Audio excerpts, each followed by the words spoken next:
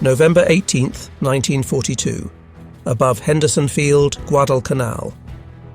The hands of an unnamed Japanese Zero pilot tightened on his control stick as he watched the strange, twin-boomed American fighters climbing from Henderson Field. On this date, pilots of the 339th Fighter Squadron became the first Lightning pilots to attack Japanese fighters, marking a historic moment that would shatter Japanese assumptions about aerial superiority. Twin-engined, twin-tails, climbing like nothing we have seen, he would later report to his squadron commander at Rabaul, words that revealed the first cracks in 3 years of Japanese air dominance. Through his canopy, he had just witnessed something that contradicted everything Japanese naval aviation doctrine had taught. American P-38 Lightning fighters, those peculiar twin-boomed aircraft that Japanese intelligence had dismissed as heavy and clumsy, had climbed from sea level to combat altitude faster than his Mitsubishi A6M20 could match. In China, in the Philippines, over Pearl Harbor, the Zero had reigned supreme. No Allied fighter could match its climb rate or maneuverability. Yet here, above this blood-soaked island, American pilots in their twin-engined fighters were dictating the terms of battle from altitudes the Zero struggled to reach.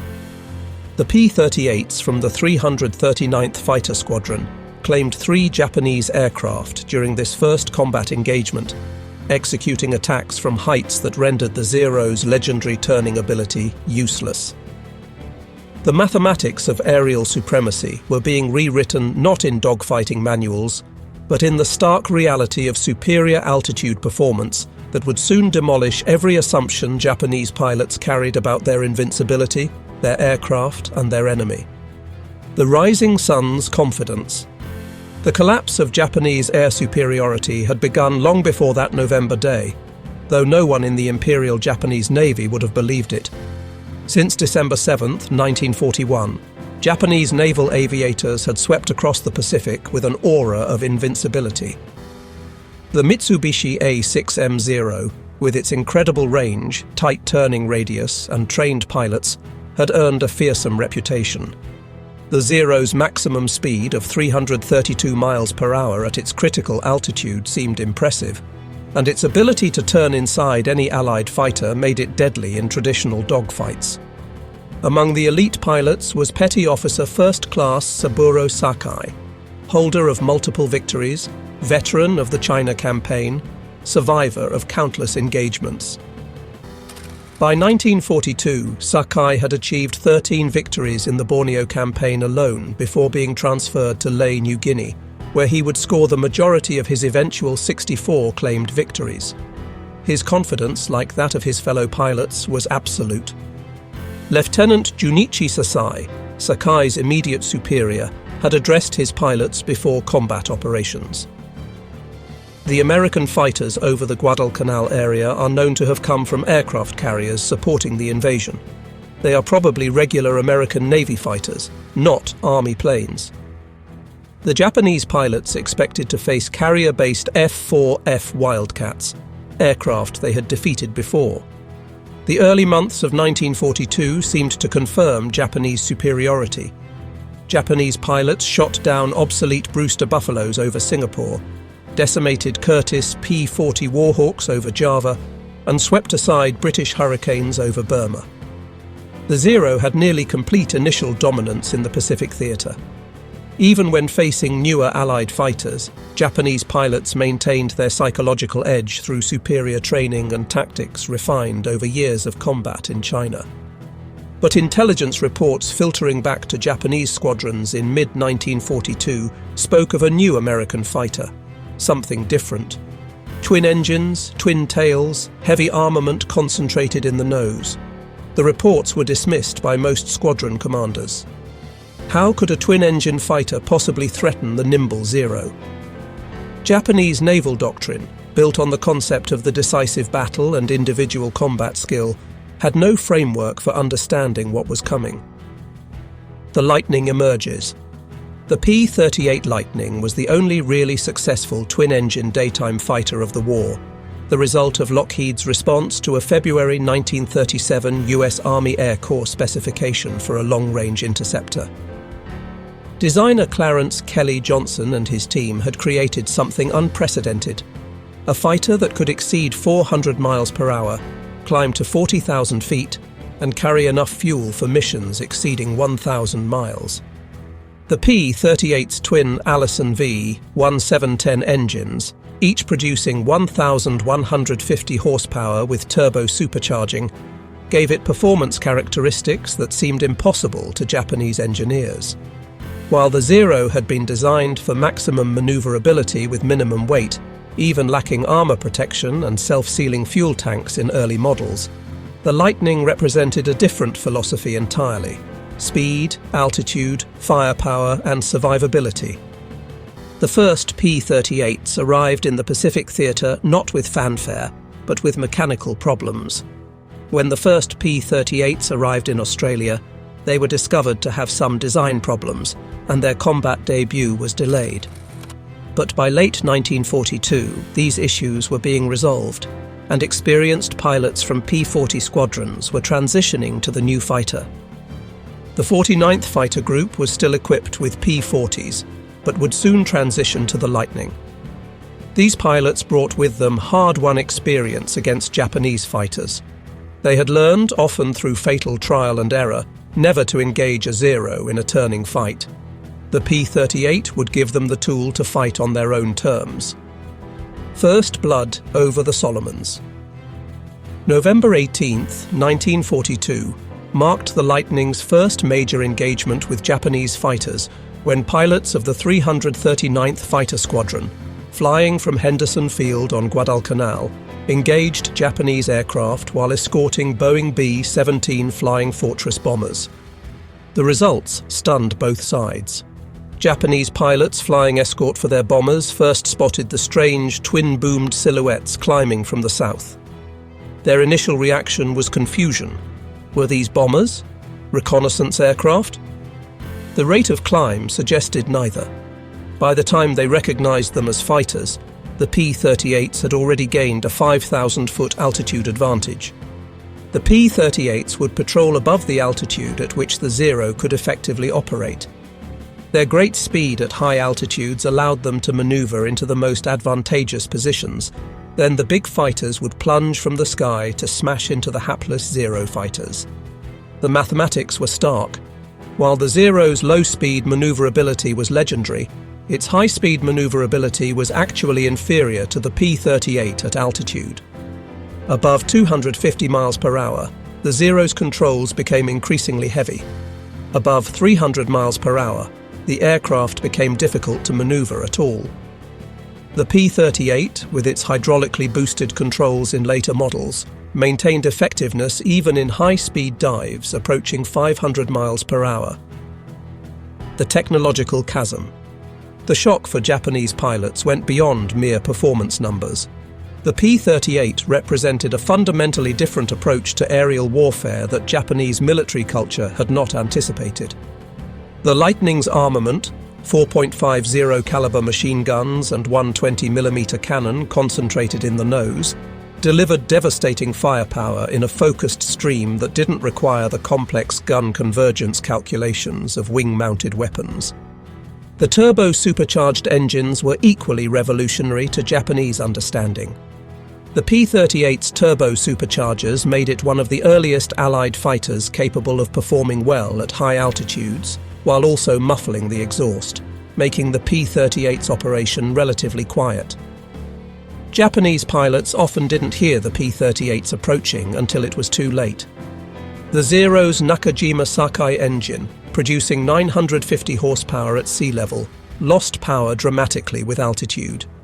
By 20,000 feet, it was producing barely 750 horsepower. The P-38's turbo-supercharged Allisons maintained their power output to much higher altitudes, giving them an overwhelming advantage in the vertical dimension of aerial combat. The psychology of technological inferiority. By early 1943, the psychological impact on Japanese pilots was becoming evident in squadron reports and personal letters. The mythology of the Zero's invincibility, carefully cultivated since the aircraft's debut in China, was crumbling.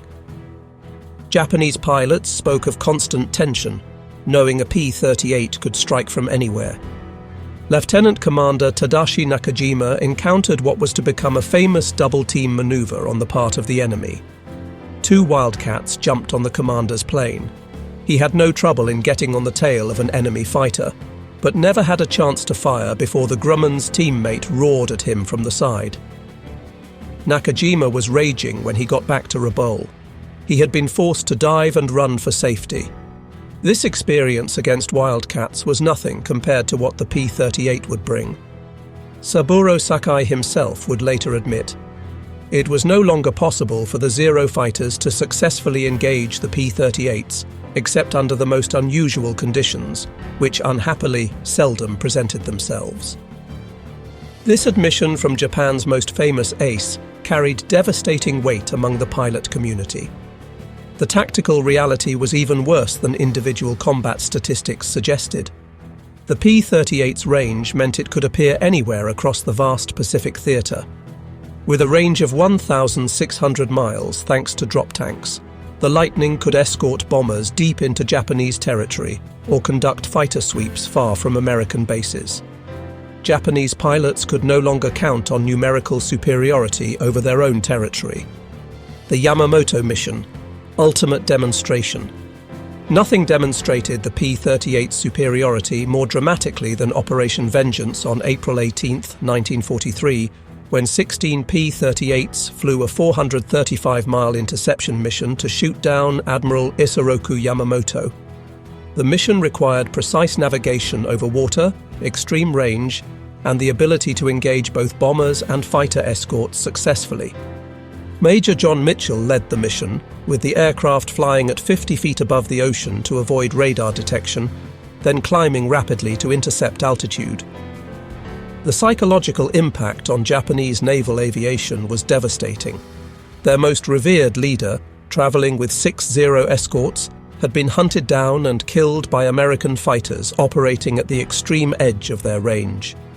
Zero pilot Kenji Yanagiya, who had been in Yamamoto's fighter escort, witnessed the attack. His testimony revealed the shock of the Japanese pilots at the P-38's capabilities. The Lightning pilots had appeared from nowhere, executed their attack with precision, and escaped before the Zero escorts could effectively respond. The American pilots had calculated the interception to the minute, arriving exactly when Yamamoto's flight was most vulnerable, descending for landing.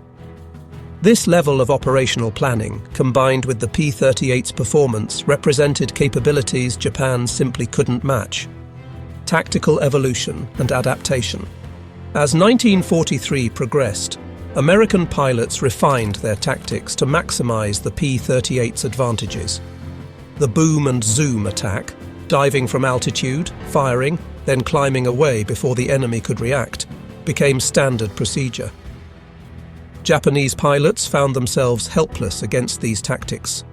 The first air-to-air encounter between the Japanese and the P-38 resulted in 15 Japanese shot down to only 1 P-38. These lopsided victories became increasingly common as American pilots gained experience with their new mount. The Japanese attempted various countermeasures. They tried using dive breaks to force overshooting attacks. They attempted to lure P-38s into low-altitude turning fights.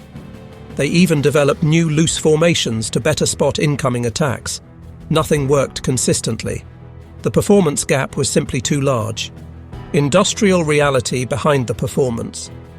The P-38's superiority reflected a deeper truth about American industrial capability that Japanese pilots were only beginning to grasp. By war's end, over 10,000 P-38s would be manufactured, with 18 distinct models representing continuous improvement. Each new variant addressed weaknesses and enhanced strengths based on combat experience. The P-38J model, arriving in late 1943, incorporated hydraulically boosted ailerons to improve roll rate, addressed cockpit heating issues that had plagued earlier models in Europe, and featured improved turbo superchargers for even better altitude performance. Japanese aircraft development, meanwhile, struggled to produce incremental improvements to the Zero design.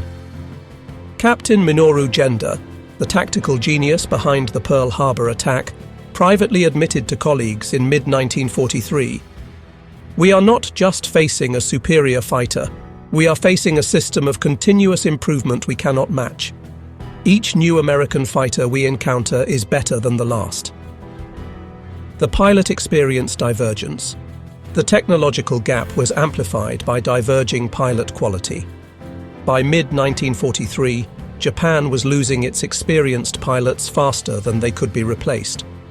The grim realities of Japan being unable to adequately replace war losses in materials and skill were becoming apparent.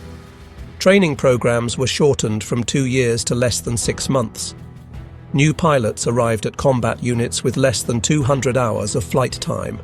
American pilots, conversely, were arriving with 400 to 600 hours of training. They had practiced combat tactics in advanced training units, studied gun camera footage from actual combats, and trained on multiple aircraft types. When they transitioned to P-38s, they received specialized training in twin-engine operations and high-altitude combat tactics.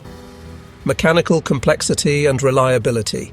The P-38's twin-engine configuration provided another advantage Japanese pilots hadn't fully appreciated: survivability. With 2 engines, even severely damaged Lightnings could limp home on a single propeller.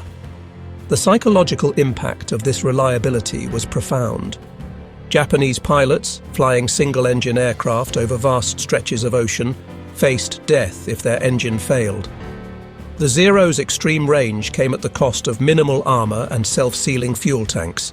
A single bullet in the wrong place meant a fiery death or a long swim in shark-infested waters. The Intelligence War. By late 1943, Japanese intelligence warned pilots to avoid duels with the Lightning, noting its terrifying diving speed, accuracy, and ability to appear unexpectedly. These intelligence reports, circulated among Japanese squadrons, revealed a growing understanding of their disadvantage. One captured Japanese document from December 1943 stated, "The P-38 type fighter must be considered the most dangerous American aircraft in the Pacific. Its speed and climb rate exceed anything we can achieve.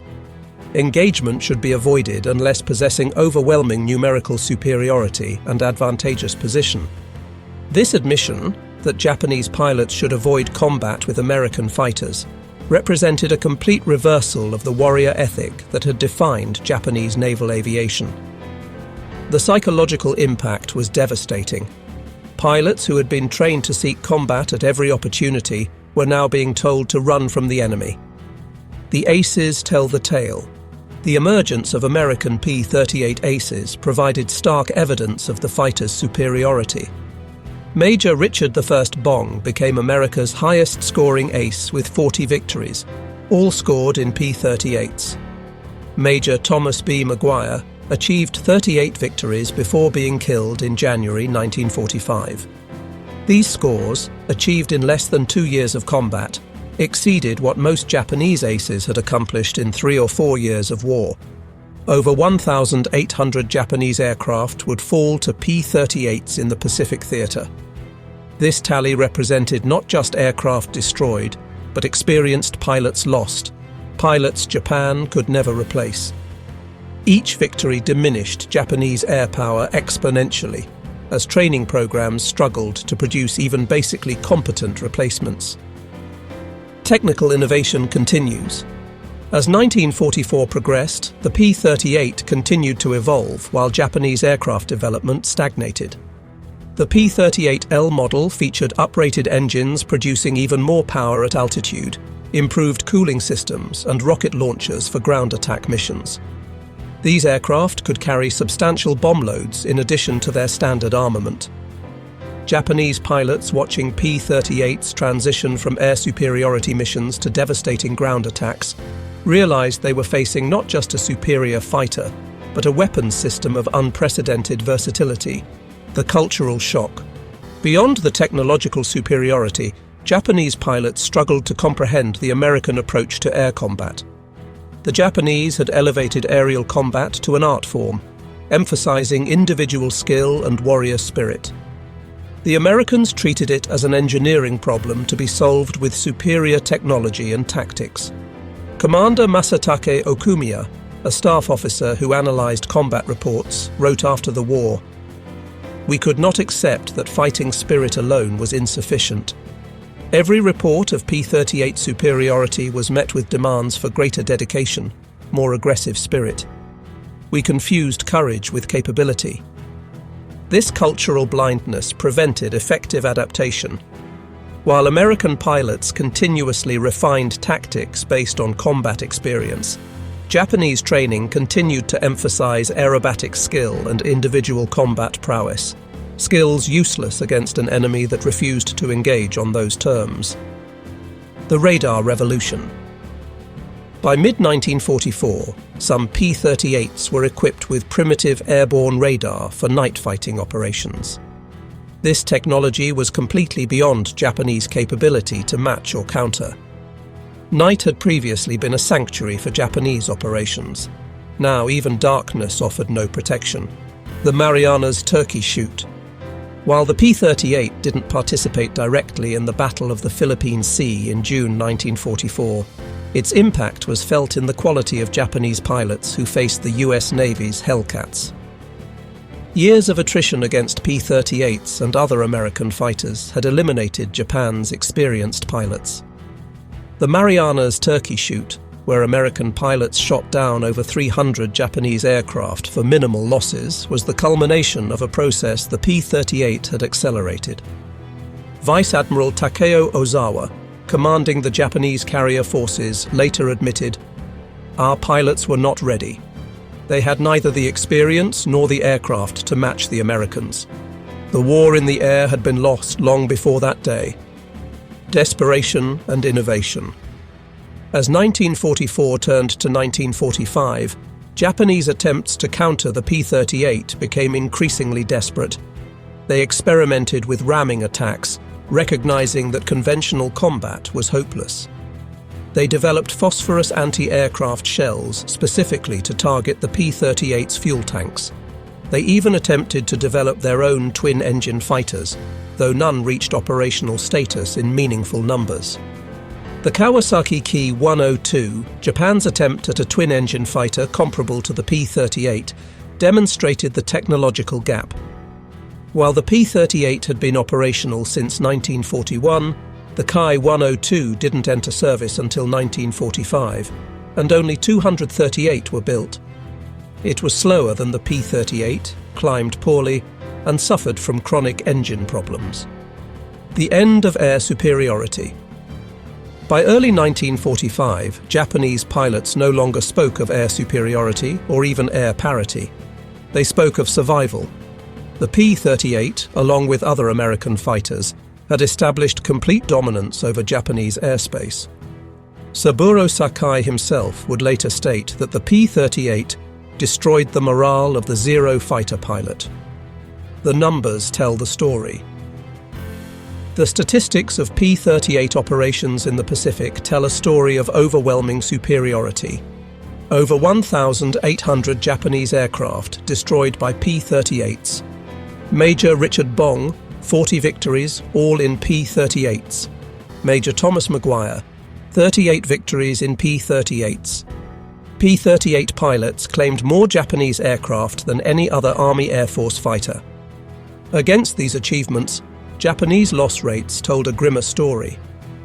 By war's end, Japan had lost over 90% of its experienced pilots who had begun the war. The average Japanese pilot in 1945 had less than 100 hours of flight time. They were not warriors, but sacrificial lambs sent against an enemy they had no hope of defeating. Post-war revelations. After Japan's surrender, American occupation forces conducted extensive interviews with surviving Japanese pilots and commanders. These interviews revealed the full extent of the psychological impact the P-38 had inflicted. Commander Masatake Okumiya admitted, "The P-38 broke our confidence completely. We had believed in our superiority, in our aircraft, in our training. The lightning showed us we were wrong about everything. It wasn't just faster or better armed. It represented a way of war we couldn't match." One Japanese pilot interviewed stated, "On my first confrontation with the P-38, I was astonished to find an American aircraft that could outrun, outclimb, and outdive our Zero, which we thought was the most superior fighter plane in the world." The technical analysis.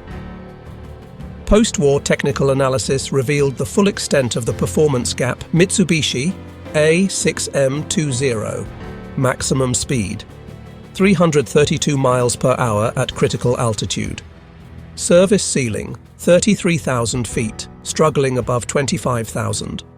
Climb rate, 3,100 feet per minute, decreasing rapidly with altitude. Range, 1,930 miles, exceptional for its time. Armament, 2 7.7mm machine guns, 2 20mm cannon, limited ammunition. Armor, none in early models. Self-sealing fuel tanks, none in early models. Lockheed P-38 L Lightning maximum speed, over 400 miles per hour. Service ceiling, 44,000 feet. Climb rate, 4,750 feet per minute at sea level. Range, 1,600 miles with drop tanks. Armament, 4.50 caliber machine guns, 120mm cannon. Armor, extensive pilot protection. Self-sealing fuel tanks, standard.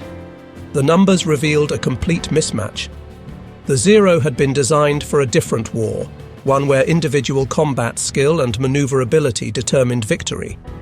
The P-38 represented industrial-age warfare where technology, production capacity, and systematic improvement determined outcomes. The industrial context. The P-38's superiority reflected American industrial might that dwarfed Japanese capacity. Lockheed produced over 10,000 P-38s during the war.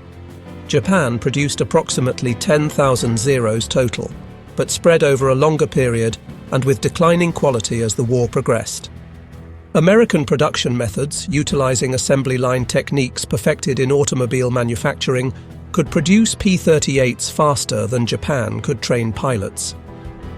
Each P-38 incorporated thousands of specialized components manufactured to precise tolerances, a testament to American industrial coordination that Japan couldn't replicate.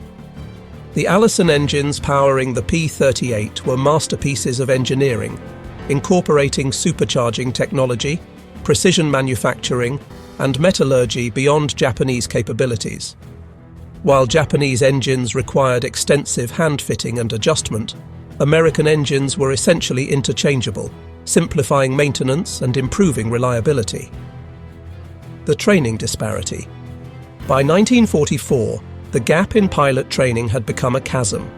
American P-38 pilots received specialized twin-engine training, including 100-plus hours on twin-engine trainers before touching a P-38, engine-out procedures and asymmetric thrust management, high-altitude physiology and oxygen system management, gunnery training using camera guns and towed targets, formation tactics and mutual support procedures, escape and evasion training, comprehensive aircraft systems knowledge. Japanese training by 1944 consisted of basic flight instruction, 50 to 100 hours, minimal combat tactics training, limited gunnery practice, ammunition was scarce, no specialized high-altitude training, emphasis on spirit over tactical doctrine, preparation for special attack, kamikaze missions. The result was predictable. American pilots arrived in theater as skilled professionals. Japanese pilots arrived as barely competent sacrifices. Tactical evolution. The P-38 forced fundamental changes in aerial combat tactics. The traditional turning dogfight, which had dominated aerial combat since World War I, became obsolete. While the P-38 could not outturn the A6M0 when flying below 200 miles per hour, its superior speed coupled with good rate of climb meant it could use energy tactics effectively. American pilots developed the high side pass, approaching from above and behind, diving through the enemy formation with guns blazing, then zooming back to altitude before the enemy could react. This tactic, impossible without the P-38's performance advantages, rendered Japanese defensive formations useless. The Japanese attempted to adapt by stationing fighters at multiple altitudes, but this dispersed their forces and made coordination impossible. They tried using clouds for concealment, but the P-38's speed allowed it to cover vast areas quickly, finding Japanese aircraft wherever they tried to hide. The psychological warfare component. The distinctive appearance of the P-38 became a psychological weapon. Its twin-boom design looked alien to Japanese pilots who initially dismissed it as heavy and clumsy. This unique silhouette, however, became a symbol of American technological superiority that struck fear into Japanese pilots long before combat was joined. Ground crews reported that the mere rumor of P-38s in the area would cause Japanese pilots to delay missions or request additional escorts. The aircraft's nickname among Japanese pilots, 2 planes, 1 pilot, reflected both confusion about its design and respect for its capabilities. Strategic impact. The P-38's superiority had strategic implications beyond tactical air combat. Japanese military planning had assumed rough air parity would allow their superior warrior spirit to prevail. The P-38 demonstrated that technology could create such overwhelming advantage that spirit became irrelevant. This realization influenced Japanese strategic decisions, including acceleration of kamikaze tactics as conventional air combat became hopeless, withdrawal of remaining experienced pilots to home island defense, abandonment of offensive air operations by mid-1944, diversion of resources to desperate wonder weapon projects, recognition that the war was unwinnable by conventional means. Admiral Somu Toyoda, Commander-in-Chief of the Combined Fleet, privately acknowledged in October 1944, "We no longer have an air force capable of conventional operations. The American fighters, especially the P-38, have eliminated our ability to contest the skies." The maintenance and logistics victory. The P-38's twin-engine complexity initially concerned American planners, but it demonstrated another American advantage: sophisticated maintenance and logistics capabilities. P-38 squadrons maintained operational rates exceeding 80% even in primitive Pacific conditions. Japanese units, flying simpler single-engine fighters, struggled to maintain 50% availability by 1944. American maintenance crews, many recruited from civilian aviation and automotive industries, brought systematic approaches to aircraft maintenance. They developed specialized tools, standardized procedures, and preventive maintenance schedules. Japanese maintenance remained largely traditional, relying on individual skill rather than systematic procedures. The navigation technology gap. P-38S, equipped with radio direction finding equipment, could navigate accurately over vast Pacific distances. They could home in on radio beacons, find their bases in poor weather, and conduct precise time-on-target attacks. Japanese pilots still relied primarily on dead reckoning and visual navigation, limiting their operational flexibility. This navigation advantage became critical during long-range missions. The Yamamoto interception mission required precise navigation over 435 miles of open ocean, arriving at the exact point at the exact time. Japanese pilots couldn't have executed such a mission with their available technology. The impact on Japanese naval aviation. The Imperial Japanese Navy had built its entire strategic doctrine around naval aviation. The P-38's dominance shattered this foundation. Carrier air groups, rebuilt after Midway losses, were decimated by P-38s and other American fighters during island campaigns. By 1944, Japanese carriers sailed with half-strength air groups of poorly trained pilots. Vice Admiral Jisaburo Ozawa, commanding the 1st Mobile Fleet, reported before the Battle of the Philippine Sea, "Our pilots are not ready for combat against American fighters. They can barely land on carriers, much less fight P-38s and Hellcats. We are sending them to certain death." The cultural transformation.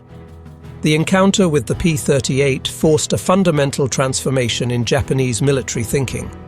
The Bushido Code, emphasizing spiritual strength and individual warrior prowess, proved inadequate against American industrial warfare. Younger Japanese officers began questioning the entire basis of Japanese military doctrine. This cultural transformation extended beyond the military. Japanese pilots returning from combat, those few who survived, brought stories of American technological superiority that contradicted years of propaganda about Western decadence and Japanese spiritual superiority. The economic reality. The P-38 program represented an economic investment Japan couldn't match. Each P-38 cost approximately $97,000 in 1944 dollars. Expensive, but America produced them by the thousands.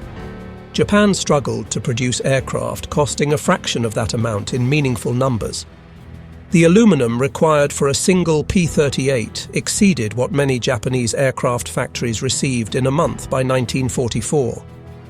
The precision instruments, the turbo superchargers, the constant speed propellers, each component represented industrial capabilities Japan had never developed. The pilot testimony. The most powerful evidence of the P-38's impact comes from Japanese pilot testimonies. These men, trained to never admit weakness, universally acknowledged the Lightning's superiority in post-war interviews. Lieutenant Saburo Sakai. The P-38 would patrol above the altitude at which the Zero could fly.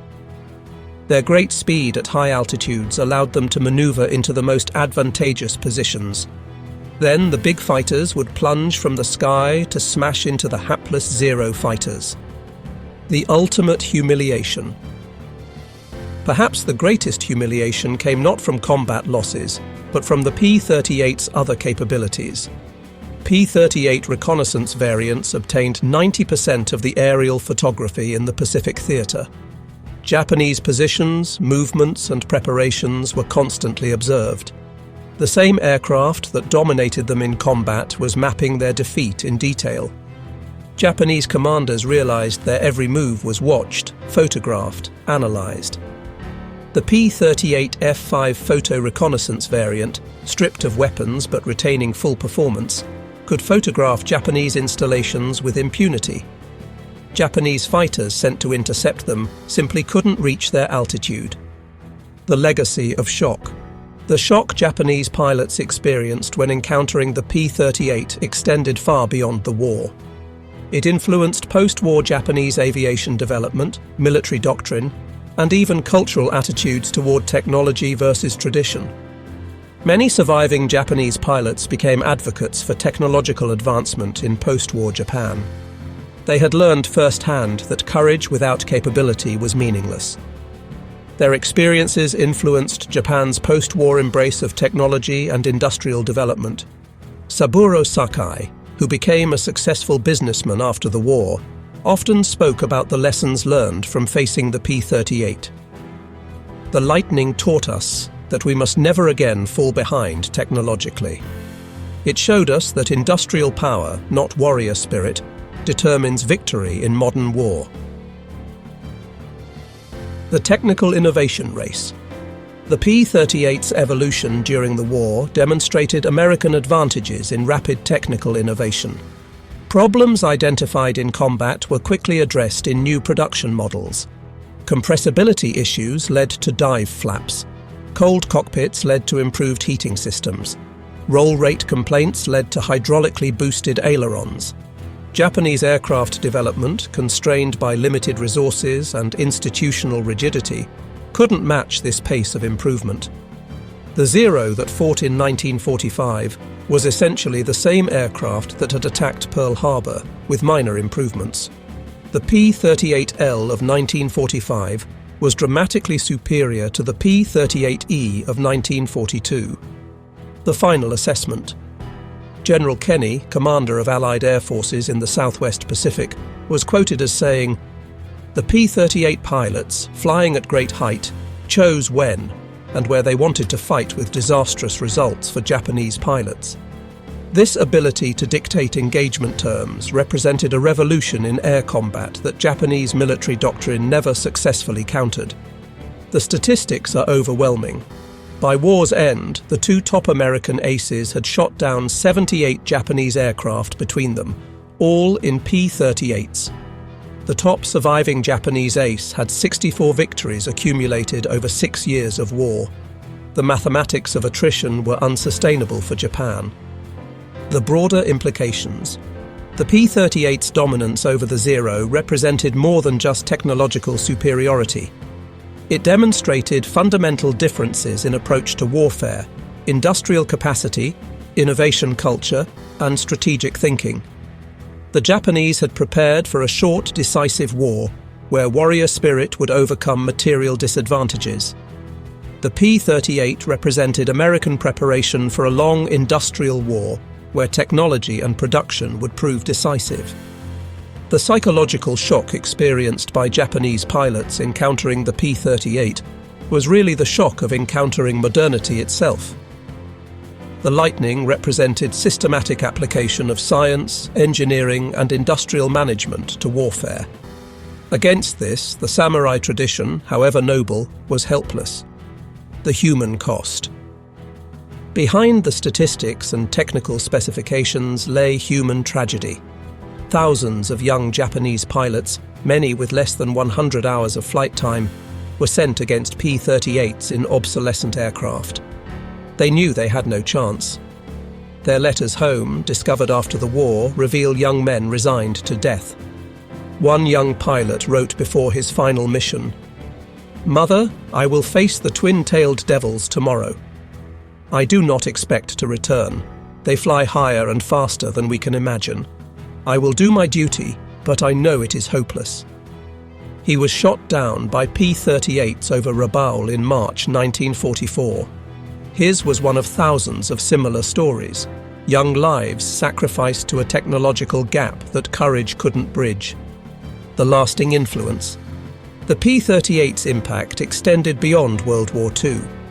It influenced Cold War aircraft development, with both the United States and Soviet Union developing twin-engine, high-altitude interceptors based on lessons learned from the Lightning.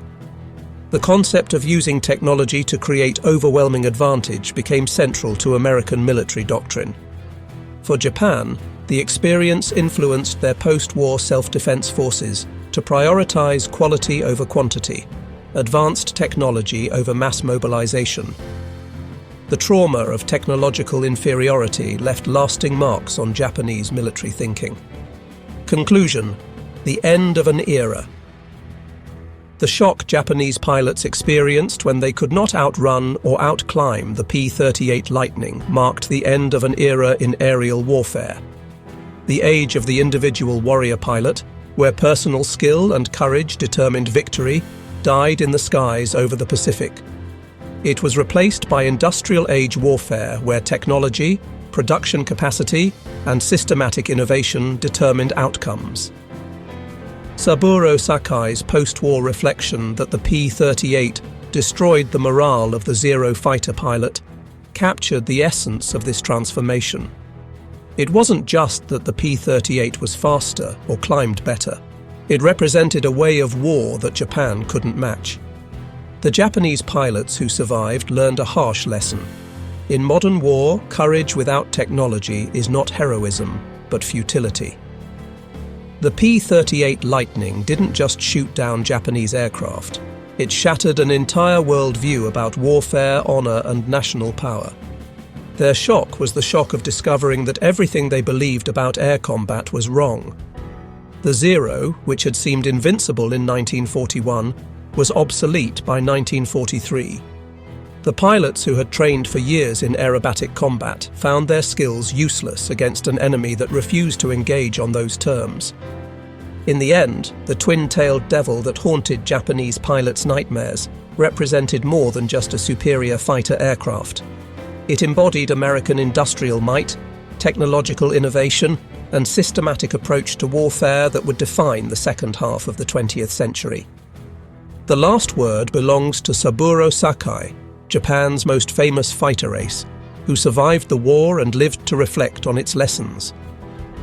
The P-38 taught us, the hardest lesson of all, that the age of the samurai was over. In the skies over the Pacific, we met the future, and it destroyed us. The shock of that encounter reverberates still, a reminder that in the crucible of war, technology and industrial capacity ultimately triumph over tradition and individual valor.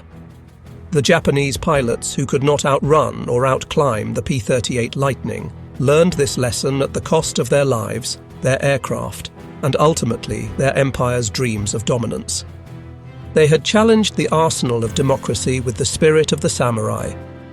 The P-38 Lightning was democracy's answer, delivered at 400 miles per hour from 30,000 feet, with devastating precision that no amount of courage could overcome.